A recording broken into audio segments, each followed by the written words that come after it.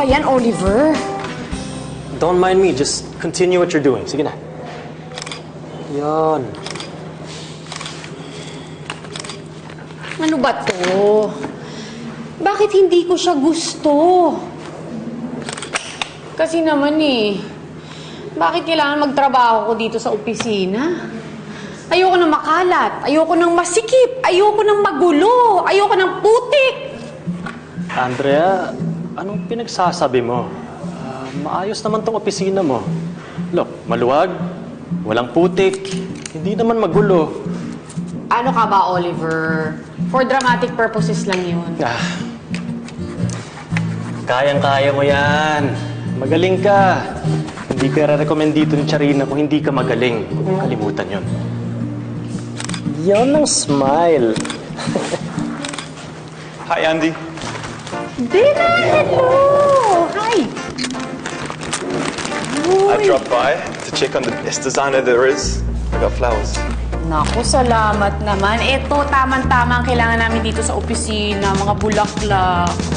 This is exactly what we need here in the office. Flowers. Thank you! Kaya naman pala hindi ka natatapos sa trabaho mo, Andrea.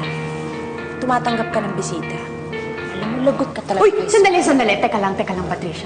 Wait, Miss Beautiful. Me? Beautiful? Me?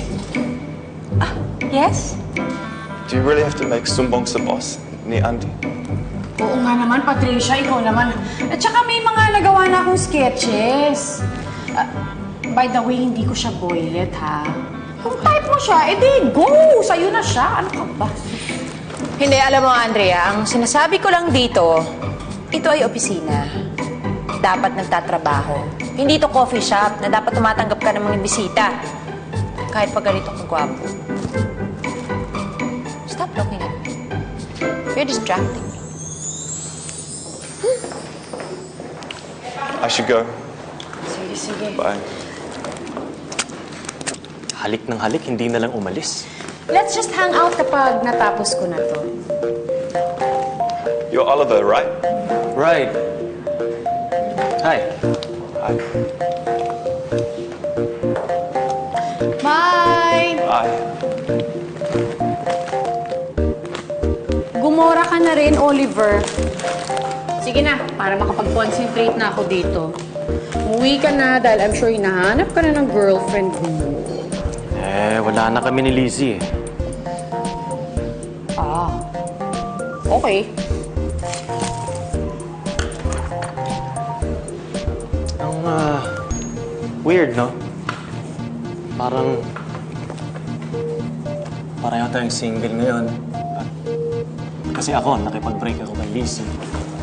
At ikaw, single. Diba? Okay, bye-bye. Good night.